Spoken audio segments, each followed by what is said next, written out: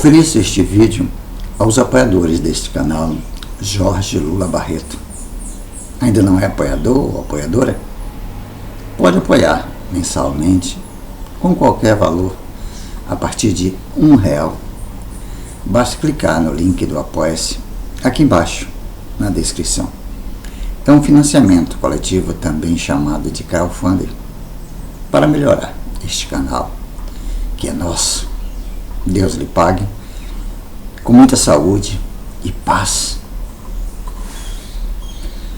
Em maio de 1968, na França, houve um movimento fortíssimo dos estudantes, com palavras de ordem libertárias, que empolgaram a juventude de diversas partes do mundo, inclusive no Brasil.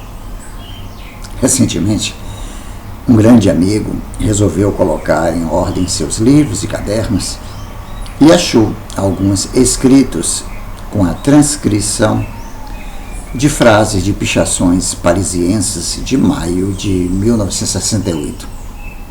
Os protestos dos estudantes franceses iam desde manifestações contra a guerra do Vietnã até reivindicações de não ter mais separações nos alojamentos estudantis das alas masculinas e femininas. As frases que esse meu amigo encontrou trouxeram saudades das utopias daquele tempo. Sejam realistas, exijam o impossível. Revolução cultural contra uma sociedade de robôs. A imaginação no poder. As paredes têm ouvidos. Seus ouvidos têm paredes?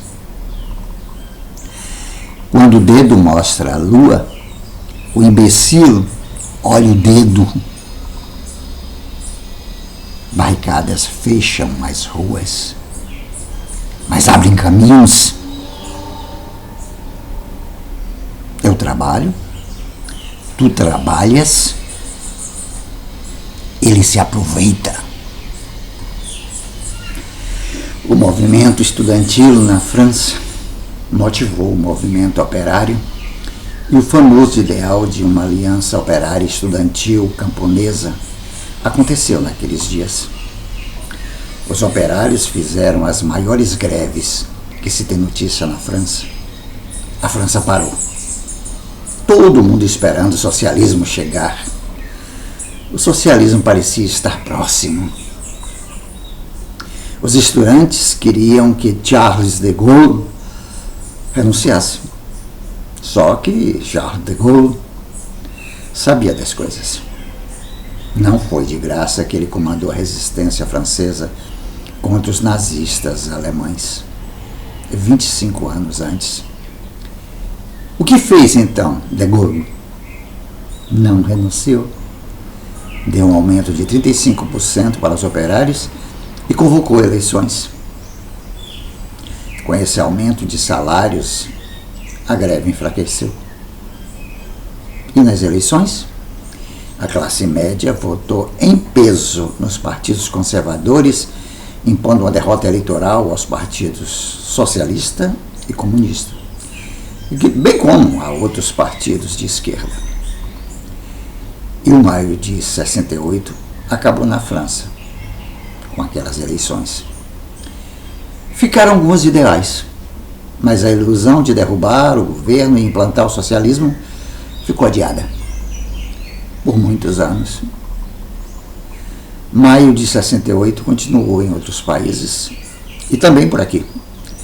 No Brasil, foi interrompido, não por uma eleição com vitória avadora como na França, mas pela prisão dos participantes do Congresso da União em Ibiúna e pela decretação do AI-5 em dezembro daquele ano.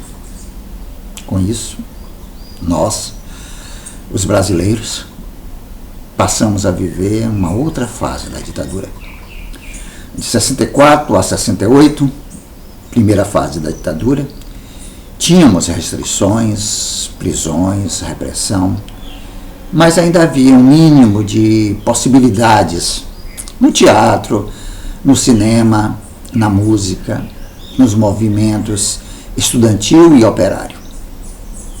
Não custa lembrar que foi nessa época que ocorreram os festivais de música popular, com músicas de protesto disputando os primeiros lugares e caindo na preferência da população, como Disparada, Para Não Dizer Que Não Falei de Flores e outras.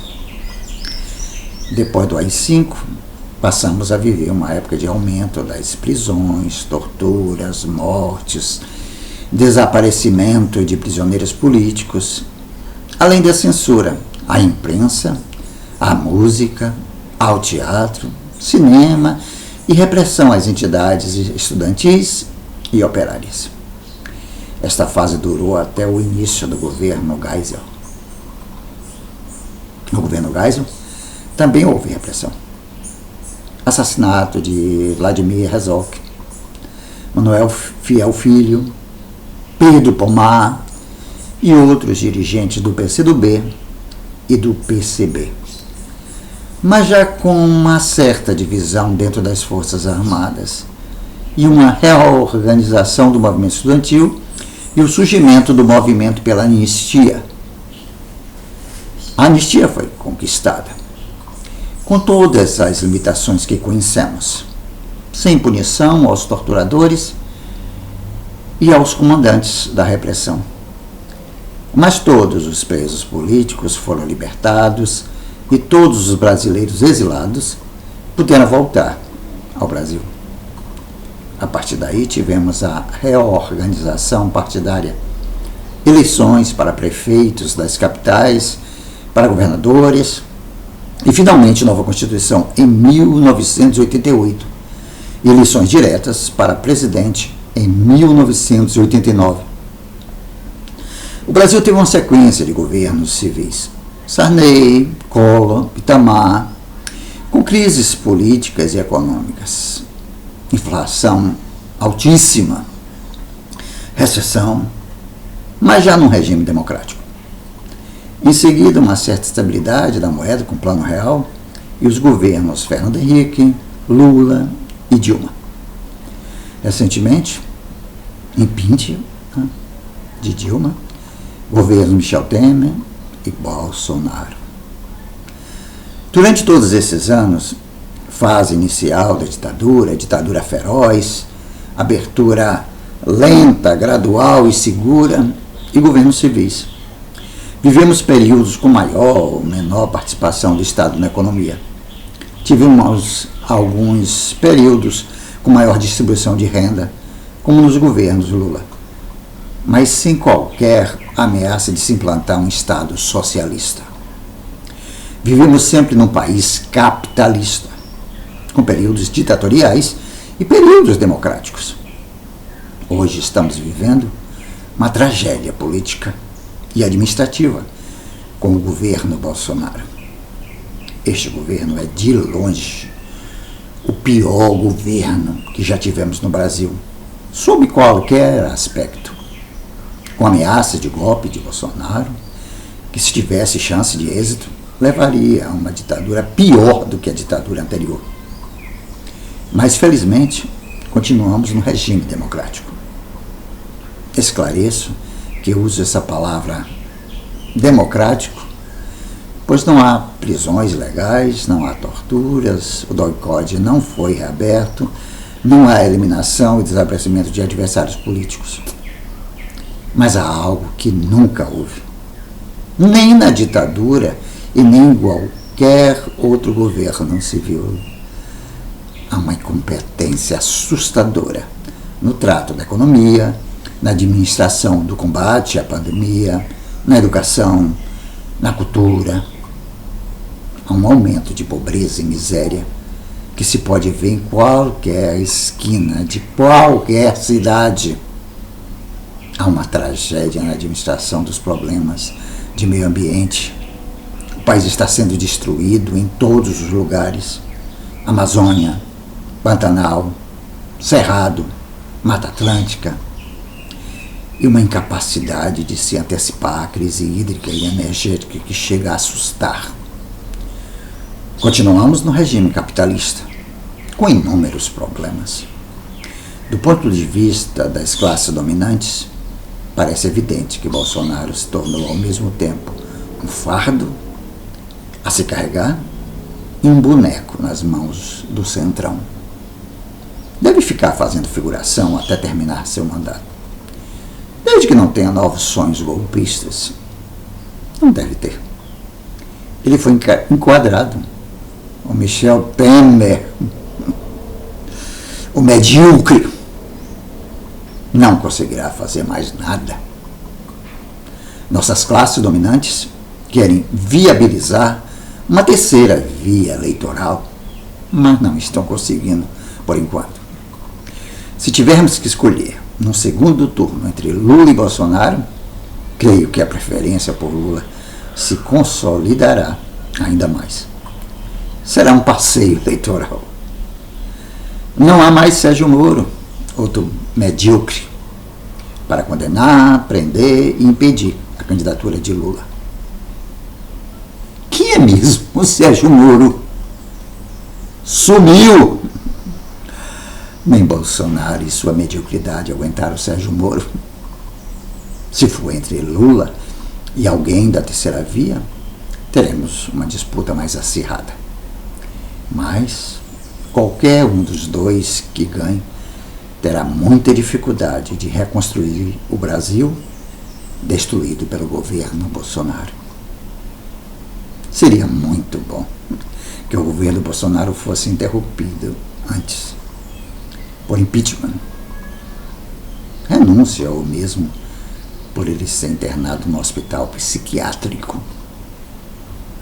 Um país pode ser governado tanto tempo por uma pessoa tão limitada e que tem uma quadrilha particular e familiar formada pelos filhos. Nunca vi isso na vida. Talvez na Idade Média, sei não. Os filhos de Bolsonaro formam uma quadrilha. Ou não? Fora Bolsonaro! Reflexões sobre a ditadura e a democracia. Texto de Michel Labac. Para quem ainda não sabe, Michel Jarabel Labac é um engenheiro metalurgista formado na Escola de Engenharia Mauá. Escritor, cronista, blogueiro, músico, cantor e compositor brasileiro. Nasceu no dia 3 de fevereiro de 1947, em São Carlos, São Paulo. Você gostou deste vídeo? Então, curta, compartilhe, comente, se inscreva neste canal, Jorge Lula Barreto, e ative o sininho para receber as notificações. 2 vídeos novos, curtos, todos os dias. Um pela manhã e outro à tarde. Uma live semanal, todas as quintas-feiras, das 19 às 20 horas. Política, música, literatura, espiritualidade, teatro, cinema, humor, amor, sexualidade, tudo junto e misturado, como a própria vida. Obrigado pela força.